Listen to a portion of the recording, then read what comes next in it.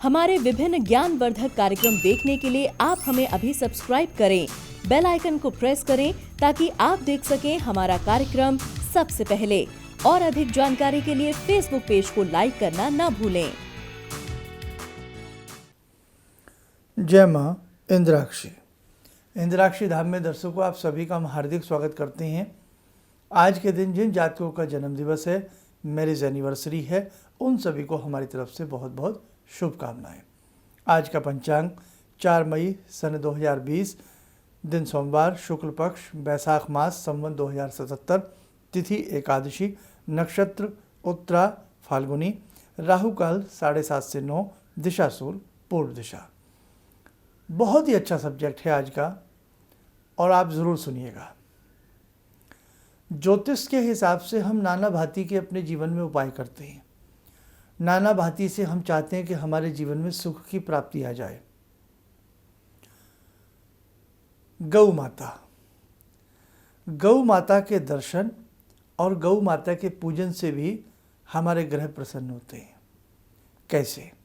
आज ज्योतिषीय तत्व और गौ माता की महिमा को जोड़ करके हम आपसे बात करने वाले हैं, बल्कि ये विशेषांक आपके बाद में भी काम आएगा।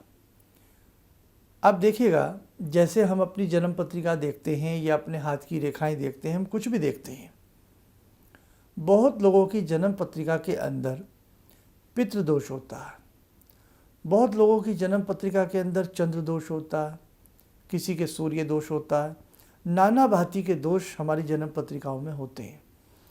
अब जन्म पत्रिका, बहुत लोग कहते हैं क्या ज्योतिष से ही जीवन का कल्याण होता है? नहीं साहब, ज्योतिष एक माध्यम है। अब इस माध्यम को आप यूज़ करना चाहते हैं अपने जीवन में तो आप कर सकते हैं, अदरवाइज नहीं। जैसे घर में फैन नहीं है, जीवन चल रहा है, हमने फ़ैन लगा लिया तो हमें एक सुविधा मिल गई। नहीं तो हवा तो तब भी मिलती ही है, थोड़ी मिले ज़्यादा मिले, भाई सांस तो हमें आती है ना। ये एक सुविधा है। अब जैसे घर में हम और सुविधाओं के सामान लाते चले जाते हैं, जीवन में सुविधाएं बढ़ती चली जाती हैं। संसाधन बढ़ाने से सुविधाएं भी बढ़ती हैं, इसमें कोई शक नहीं है। तो ऐसे ही ज्योतिष मार्ग भी एक ऐसा मार्ग है कि यदि हम इसका पालन करते हैं किसी अच्छे एस्ट्रोलॉजर के साथ मिलकर के, ये भी है भाई, जो भी एस्ट्रोलॉजर हो उसे अपने सब्जेक्ट की नॉलेज होनी चाहिए, ज्ञान होना चाहिए।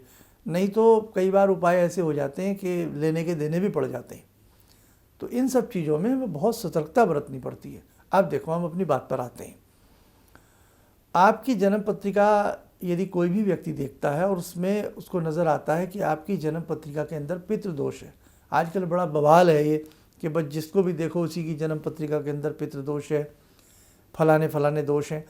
तो पितृदोष के लिए बहुत ही अच्छा रहता है अमावस्या के दिन गौ माता की पूजा करना। मैं सही बता रहा हूँ आपको। अमावस्या के दिन जो जातक गौ माता की पूजा करता है, उसके पितृदोष, किसी भी प्रकार का उसकी कुंडली में पितृदोष हो, वो दूर हो जाता है। अब कैसे करें? जैसे अमावस्या आ जाए, अमावस्या के दिन थोड़ा गुड़ ले जाएं, आटे की लोई ले जाएं और साथ में फूल ले जाएं, लगाने के लिए चंदन ले जाएं और थोड़ा जल आदि ले जाएं। और जो भी आप अपनी तरफ से, वैसे तो बहुत अच्छा होता है कि गुड़ की कम से कम छोटी छोटी 11 पेड़ियाँ ले जाएं और 5 रोटी बनाकर लेके जाएं आप। और 5 रोटियों में थोड़ी थोड़ी अंदर कोई मिष्ठान, कोई भी ऐसी चीज़ रख करके गौशाला चले जाएं। वहाँ जा कर के जहाँ भी आपको भाई सुविधा लगे, भाई बहुत लोग गौ से डरते भी हैं, तो डरने की आवश्यकता नहीं है। वहाँ अच्छे से पूछ लें किसी से, वहाँ जा कर के गौ माता को प्रणाम करें, गौ माता के चरणों पर हल्का जल डालें और गौ माता को तिलक करें, पुष्प उनके चरणों पर छोड़ें और उनको प्रणाम करें। अब जो खाद्य सामग्री आप ले गए हैं वो उस गौ माता को भी खिला दें और जो आसपास 2-4 गायें हों उनको भी आप खिला दें। ये गौ का किया गया पूजन 5 अमावस्या आपके पितरों की शक्ति को बढ़ाएगा और आपकी जन्म पत्रिका के अंदर विद्यमान पितृदोष को दूर कर देगा। करके देखिए आप। अब आगे एक और रहस्यमय बात बताते हैं। सूर्य और चंद्रमा प्रकाश के द्योतक हैं। इन्हें नेत्र भी कहा जाता है। तो जो व्यक्ति गाय के नेत्रों से नेत्र मिलाकर के कुछ पल निहारे और उन्हें प्रणाम करे तो आपकी जन्म पत्रिका में विद्यमान सूर्य और चंद्र के दोष भी दूर होते हैं। है ना कितनी बढ़िया बात। और आपने देखा हो, आपने ध्यान दिया हो कि गौ माता की पीठ पर एक कुकड़ सा निकला होता है, जिसे कुबड़ भी कहते हैं, कुकड़ भी कहते हैं। ऊपर को उठा हुआ एक स्थान होता है। ये स्थान बृहस्पति का माना जाता है। किसका माना जाता है? गुरु का ये स्थान होता है। अब यदि आपकी जन्म पत्रिका में बृहस्पति नीच भंग हैं या बृहस्पति राहु के साथ युतिबद्ध हैं तो ये क्या बना? गुरु चांडाल दोष बन गया। यदि आपकी जन्म पत्रिका के अंदर बृहस्पति कमजोर हैं, गुरु चांडाल दोष है, तो जो गौ माता के ये कुकर टाइप बना होता है उसको निहारें, उसको प्रणाम करें, बृहस्पति समझ करके उन्हें आप ख़ास तौर से बृहस्पतिवार के दिन उनको देखें। गौ माता के ऊपर जो स्थान बना हुआ होता है उसका दर्शन करें और भीगी हुई चने की दाल और थोड़ा गुड़ ले जाएं, वो गौ माता को खिलावें। कितने दिन? ये ऐसा भी आप कम से कम 9 गुरुवार करें, 9 बृहस्पतिवार करें।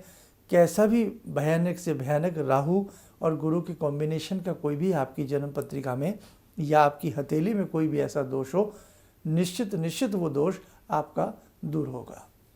गोधूली बेला, हमने एक कार्यक्रम भी बनाया था, गोधूली बेला, है ना।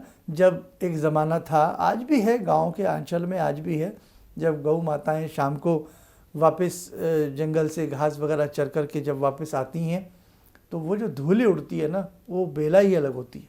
हालांकि वो गोधूली बेला गाय के बजने में, गाय के गलों में बजती हल्की हल्की घंटी की टन टन की आवाज़, रंभाते हुए बछड़े, वो बात ही अलग होती है ना। अब वो सब चीज़ें, बहुत कुछ धूमिल हो गया है, बिल्कुल संसार बहुत कुछ बदल गया है और हमारे दुखों का कारण भी बढ़ता जा रहा है। गोधूली बेला किसी शुभ पूजन के लिए, किसी पवित्र पूजन के लिए बहुत अच्छी होती है। और शाम के समय जो गोधूली बेला में होता है, विवाह संस्कार भी बहुत शुभ माना जाता है। आप किसी भी अच्छे पूजन भजन यजन को करें, गोधूली बेला बड़ी पवित्र मानी जाती है। उसके लिए आप हमारा गोधूली बेला वाला विशेषांक सुन सकते हैं। और घर में गौ माता का चित्र लगाना, घर में मेटल की या किसी भी धातु की गौ का एक स्वरूप रखना, ये भी बहुत शुभ माना जाता है। गौ पालन तो अपने आप में खैर पूछो ही मत, उसका कितना हमें पुण्य प्राप्त होता है। और यदा कदा यदि आप गौ नहीं पाल सकते, बहुत ऐसे शहर हैं, मुझे कहना तो नहीं चाहिए लेकिन आत्मा दुखती है कि कुत्ता हर घर में पाला जा सकता है। कुत्ता एक कॉलोनी में 50 लोग पाल सकते हैं, लेकिन बहुत जगह गाय नहीं पाल सकते। कटु शब्द है ये, इस पर विचार होना चाहिए, विचार होना चाहिए। खैर, अब क्या कहें, ग्रामीण आंचल में छोटे स्थानों पर तो भाई जिन लोगों की किस्मत में है वो गाय पाल लेते हैं, है ना। अब हम लोग बड़े शहरों में रहते हैं, नहीं पाल सकते, कॉलोनी में बहुत सारी दिक्कतें हो जाती हैं।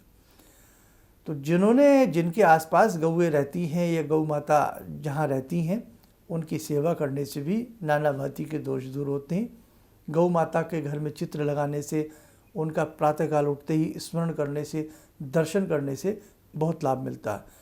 जिन जातकों को बुरे सपना आते हैं, विभत्स सपना आते हैं, तो रात्रि के समय 11 बार गौ माता की जय, गौ माता की जय बोल करके सोने से स्वप्न भी शुद्ध होते हैं, अच्छे होते हैं, शुभ होते हैं। और यदि आप कहीं किसी शुभ यात्रा पर जा रहे हैं, आपको बछड़े के साथ गाय दिख जाए या आती हुई गाय दिख जाए तो बड़ा शुभ होता है। बस उस वक्त एक थोड़ा सा काम करें, गौ माता को अपने बाईं साइड से ना गुजरने दें, आप दाईं साइड से गुजरने दें। आपकी यात्रा सफल होगी, आपके कार्य सफल होंगे। हज़ारों पॉइंट हैं अकेली गौ माता के ऊपर। और पंचगव्य को सभी जानते हैं, गौमूत्र की विशेषता से आयुर्वेद भरा पड़ा है। कैंसर जैसे भयानक रोग गौमूत्र से ठीक होते हैं। गाय का गोबर, किसी भी इंसान ले लें, किसी की भी ले लें, किसी का भी ले लें, मल काम में नहीं आता। सिवाय गौ माता के। पूजन होता है, गोवर्धन में हम लोग पूजन करते हैं। बहुत सारी चीज़ें होंगी, समय समय पर बदलाव ज़रूरी है, प्रकृति कर्मठ ज़रूर लेगी। हम सबको कहीं ना कहीं शुभ और अच्छी और पुरातन सोच की आवश्यकता आज भी है। दर्शकों, ओल्ड इज़ गोल्ड। यदि हम पुरानी बातों से आज भी जुड़ के रहें ना, तो हमारे जीवन में बहुत सुख आ सकता है। खैर, आज बस मुझे आपको इतना ही बताना था। आगामी अंकों में मैं आपको बहुत कुछ बताने का प्रयास करता रहूँगा। आइए दर्शकों, समय हो चला आज की ध्यानमाला का। आज की ध्यानमाला में जुड़ते हैं हम भगवान शिव से। ॐ आत्मा त्वं गिरिजामति सहचरा प्राणा शरीरं गृहं पूजा ते विषयोपभोगरचना निद्रा समाधिस्थिते सञ्चारपदयो प्रदक्षिणविधेः श्रोत्राणि सर्वागिरो यद्यात् कर्म करोमि तद्दखिलं शम्भोस्तवाराधनम् चन्द्रोद्भासितशेखरे स्मर हरे गंगाधरे शंकरे सर्पे भूषितकण्ठकर्णविवरे नेत्रोत्तवे स्वानरे दन्ते त्वकृतसुन्दरां वरदरे त्रैलोक्यसारे हरे मोक्षार्तिं कुरु चित्तवृत्त्यमचलं मन्येस्तु किं कर्म वे वन्दे देव उमापतिं सुरगुरुं वन्दे जगत्कारणं वन्दे पन्नगभूषणं मृगधरं वन्दे पशूनां पतिं वन्दे सूर्यशशाङ्कवह्निनयनां वन्दे मुकुन्दप्रियं वन्दे भक्तजनश्रयं च वरदां वन्दे शिवं शङ्करम् ॐ कर्पूरगौरं करुणावतारं संसारसारं भुजगेन्द्रहारं सदा वसन्तं हृदयारविन्दे भवं भवानी सहितं नमामि भवं भवानी सहितं नमामि। कवच बना लें, ध्यान करें। भगवान शिव का आशीर्वाद हम सबके ऊपर बरस रहा है।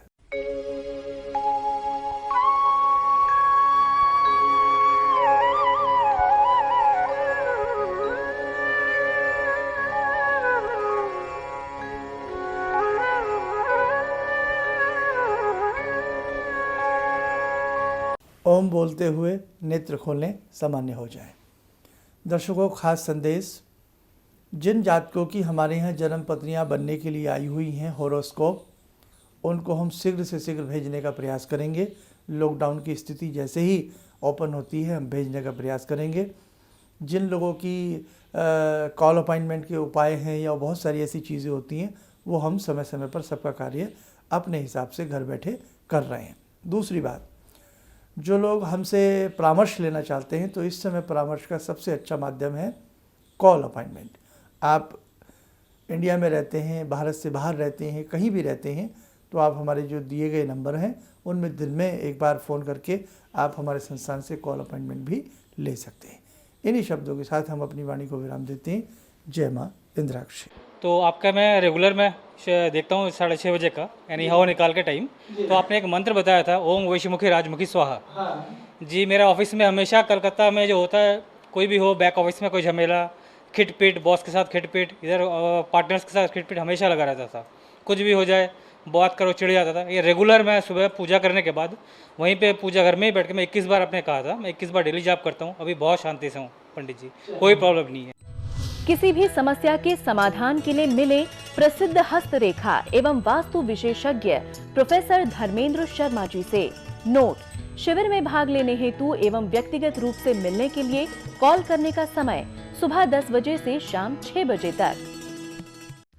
हमारे विभिन्न ज्ञानवर्धक कार्यक्रम देखने के लिए आप हमें अभी सब्सक्राइब करें, बेल आइकन को प्रेस करें ताकि आप देख सकें हमारा कार्यक्रम सबसे पहले। और अधिक जानकारी के लिए फेसबुक पेज को लाइक करना न भूलें।